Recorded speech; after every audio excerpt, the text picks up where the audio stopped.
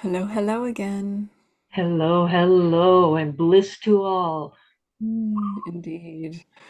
Yes, bliss and love and joy and peace and all the good things. All the Um, yummy stuff. Stuff. Yes. Speaking of yummy stuff, recapping the last time we were chatting together, um, chocolate has been at the forefront. I'm like, Lay gave me permission. The Wisdom Keepers gave me permission. So, yeah, it was neat to just have a nice smile every time even if I didn't have any, and see my mouth is watering now that I'm talking about it. But yeah, so thank you. You're welcome. And they are saying you're welcome. Yes, thank you. You always have the right and ability to enjoy a little chocolate and enjoy life. Nice. Yes. So, what are you and they and we going to talk about this We're time? going to talk about storms and wearing purple Love it. and how those two intertwine. Indeed. Why don't you just go right ahead into it? All right. First of all, just to mention, because it kind of works in with it, the words from Yasmin Boland, Hmm. uh, adventurous, daring, feels right, dreamy. All right. With that, let's hit it. I don't think it's any, I think no one will be surprised to realize that we have been through a number of storms recently, including, and we're talking energy. We're not necessarily, I mean, yes, some of us have had other kinds of storms also, but it's all energy in the end. Everything is energy. So in particular, we're talking about energy storms. Now, we've had the storm that has been going on for the last month or two, which we call the eclipse. And then we kind of got past that. And then we had this another storm, and it was called CME, solar flare, whatever you want to call it. Mm. And so the beginning of the storm, right before the storm, now we're going to go back to like, say, into February ish, before all of the eclipse stuff started to come about. And right before a storm, and it doesn't matter if it's, you know, what hemisphere or where you are, before a storm, there's always this kind of trepidation, kind of anxiousness, kind of feeling like, ooh, something's coming, and I don't know what, but it's there. But it's the calm before the storm.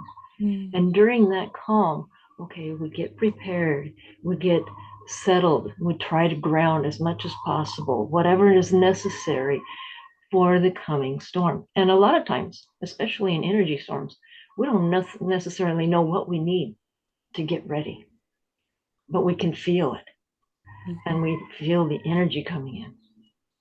And then you have the storm come, and no matter how it comes, if it's big, if it's not as big, whatever, the energy changes. I have always loved thunderstorms. And before the thunderstorms, I'd get so just overbearingly tired and just and then the thunderstorm would break and energy, ooh, wow. And that would be the energy of the lightning and Mhm. the thunder. It's all the same. And then after the storm, it's kind of like, oh, okay, it's over now. And it's kind of a calming kind of afterward.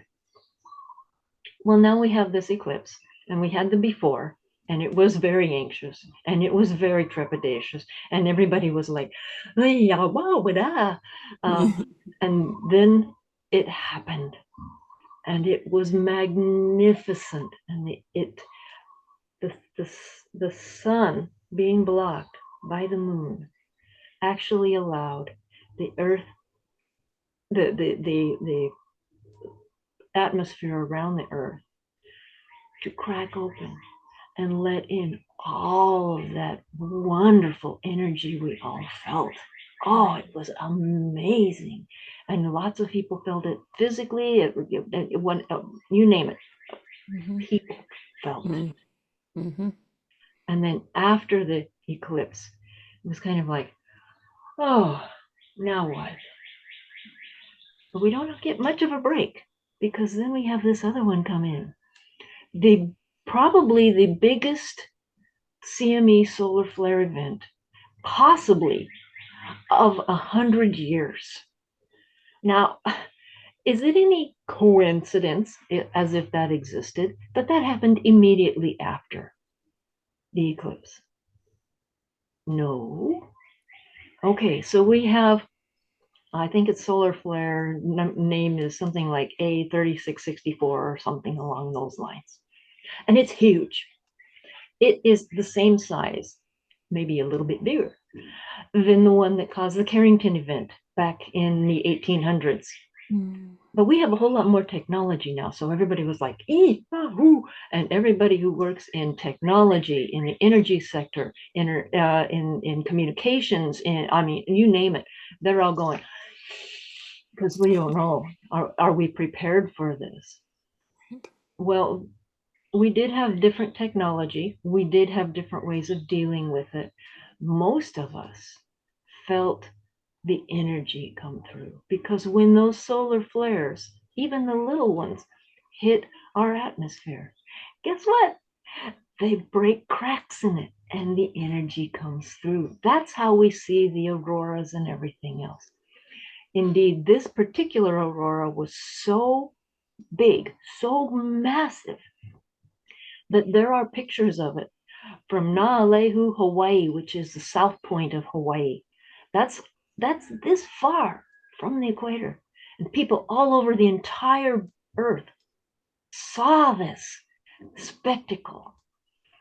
And the lights, it was amazing.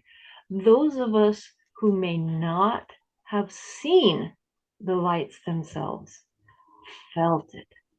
And the reason for that, if you didn't need to see it to believe that the energy was there, that the change was coming, that this was happening, you may have felt it and not seen it. Although it was a wonderful spectacle if you got to see it, whether that's what you believed or not. But this is like, it's like what they call magic with a K. Um, Mm-hmm. if you don't need to see the show, then you don't necessarily get to see the show. But that doesn't mean you're left out. It means you're already prepared and you're getting that energy anyway. Mm-hmm. And so it's like, um,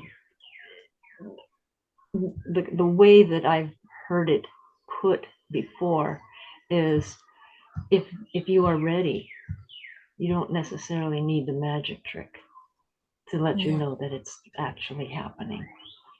And so, you know, that just, all of that aside, okay, so now we had this lull, which was the calm after the storm and the calm before the storm together. So Mm-hmm. you got the anxiety of the calm before the storm with the precious peacefulness, calmness of after the storm all together. And everybody is kind of going, whoa, ooh, that's interesting. And now we're in the calm after that storm. And we're in this lovely, luscious time where we've got the full moon coming up in Taurus, and this is where everything kind of comes together, and there's all this availability, abundance of lusciousness that we can bring into ourselves and grasp. And it's Mm-hmm. like, oh yeah. And this is where integration comes in. This word is huge with the wisdom keepers right now. Integrate this entire episode, which is not one, it's one, but it's many pieces of the same one. Mm-hmm. Integrate it, integrate it, integrate it. Mm-hmm. And that's how we're moving forward. And one of the ways to integrate that is to understand that all of us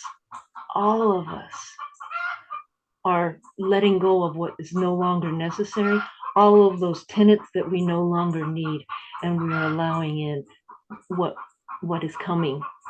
And Hmm. this is very well summed up in a poem, and I can't remember who it was that she called "When I Am an Old Lady, I Will Wear Purple." And that's the whole idea is don't wait till you're an old lady. If you like purple, wear purple now. Yeah. This is your time to be you, beyond and without all of the stuff from before that told you you can't wear purple. You have to wear white and you have to wear Mm. black. No, you don't. You like purple, wear purple. And be you, the best you can be, because only you can be. And that's what you're meant to do. Cool. And that's what they want to bring through for today. I love it. I love it. And it's interesting that your chickens were clucking through the whole thing because it was almost like they were your chorus going, yep, yep, yep, yep. I And had now them they're quiet for quiet. a while beforehand. But like you're saying, we don't have to see it to feel it or to believe it, right? Yeah. So, how did you And experience this last one? yeah, powerfully. And If the chickens are too loud, I'll close the windows. it's all good. No, no, no. I just noticed it. And no, but um, it was very interesting to me because I've been blessed to see Aurora many times over in my life. And we knew about this, and we, as we were going to bed, thought, maybe we should get up and see it. And I had almost almost like an uninterest. I'm not even sure why. And yet when I woke up and I saw our neighbor's pictures, I thought they were gorgeous and I could connect with it. And I thought, wow, well, this happens all the time. Even though it doesn't have, like, I got that thought of, well, yeah, it's there. There it is again. And it'll be again. And my husband challenged me on it and it's had me thinking. And he goes, well, yeah, but this won't maybe this won't happen again. This is supposed to be one of the strongest ones. And he gave me more of the statistics and we talked about it. And it was a really interesting exchange of me going, why am I not, um, it's not that I'm not interested. It's just that I, I already know it or something. You didn't need it. Yeah, Now yeah. you understand why you didn't need it. Yeah. Yes. As one of the gurus used to say, or what said when he was still in form, he said, I give them what they want, so they'll want what I have. If you already have it, if in the words of Ram Dass, why would I buy a ticket to Detroit if I'm already in Detroit? Yeah. Good point. Yeah. Yeah, it's interesting. We got into the concept of awe as well. Like, what is still awe-inspiring for us? And I thought that was a really neat topic for him to bring up. And I appreciate it. And I keep thinking about it. It's a few days now that we've been intermittently, having little chats, but it's brought up a lot. And so as you say, it's brought in new newness, amness for me. And I do feel more like expanded or connected or right. And I had to go downtown this morning and I don't like going downtown. We're in a small town and I should really not complain. Um, I am very, very blessed and lucky. Uh, and I'm walking around and I'm sort of in this daydreamy, almost like a protected space. And I got the groceries and I went to the meeting and I got home and I look at the clock. I'm like, woohoo, I actually have time instead of the fret and the anxiety and the, trying to piece things together and have something to eat on the way to my office or, it I'm observing some beautiful things today. So, and I think it's because of this beautiful solar dance that has come across our planet. Integrate. Exactly. Yeah. Yes. Yes. And for me, I didn't get up the first day because I live in Hawaii. And you know how rare it is to see it in Hawaii. Yeah. Why should I get up at that point in time to just have it all blown because it's I don't see it. And then I saw the picture from Naalehu and I thought, wow, okay. And they said it was still happening the next morning. So I'm like, okay, fine, I'm gonna go out there and I'm gonna see it. And I did, but it wasn't like the rest of you. If you know about the colors in the auroras, they mean different things. I mean, different the way that it hits right at the poles is different than it comes through and it migrates down to Hawaii, which is almost on the equator. Yeah. And so what you all saw might have been beautiful reds and greens and all kinds of patterns and such. What I saw, first of all, was a very, very, very blue sky. But what I also saw was the, every bit of this, every bit of the auroras is little particles, energy particles interacting. And what I saw all over, all of it's pitch black. It's like, absolutely pitch black out there, except for this blue light and the pink dots that were all over the plants that were around me and uncovering everything, pink dots everywhere. And I'm like, I'm seeing the particles. Amazing. Oh, wow. Wow. So it was a different experience, but it was just, and I still continue to feel the expansion of this time, hugely expansion of this time, and how much is available to us now that we want to integrate, integrate, integrate. And as we integrate all of that, let the integration and let the energy push out everything that is from the old that doesn't serve, that we don't need anymore, and wear purple. The blue and the pink together, wear purple if you want. Beautifully said. Very dreamy, very adventurous, all those words that you mentioned earlier. It fits. And very much ethereal.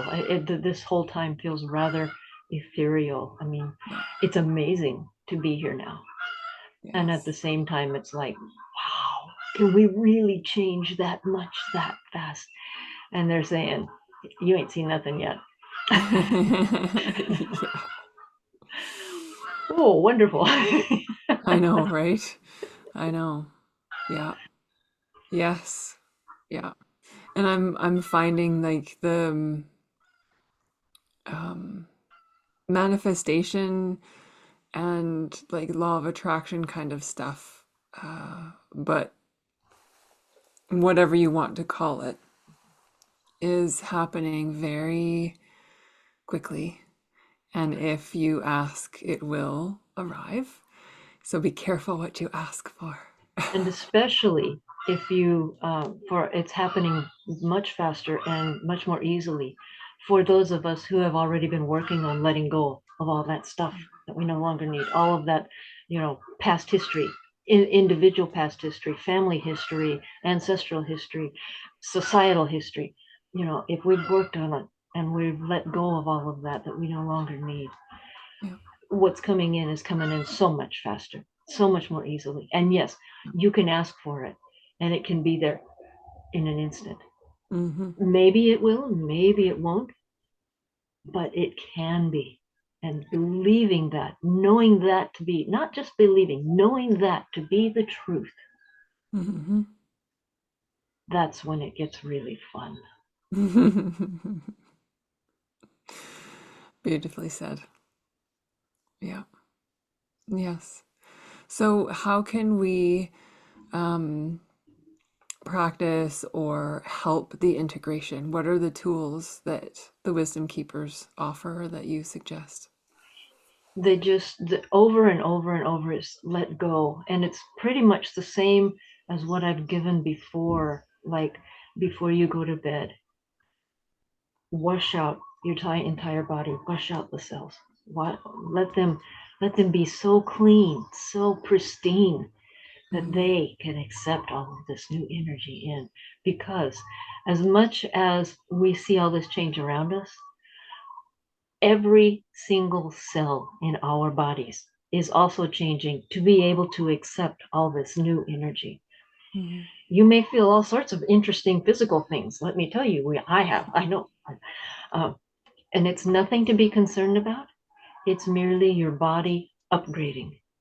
And, Right. in order to upgrade, the easiest thing to do is to take all those old files and, and upload them to the oneness drive, and then take all of those old emotions and feelings and things that you don't need and download them into Mother Earth so she can compost them into New Earth energy, Mm-hmm. and let that New Earth energy flow back into you, Yeah. flow back into you.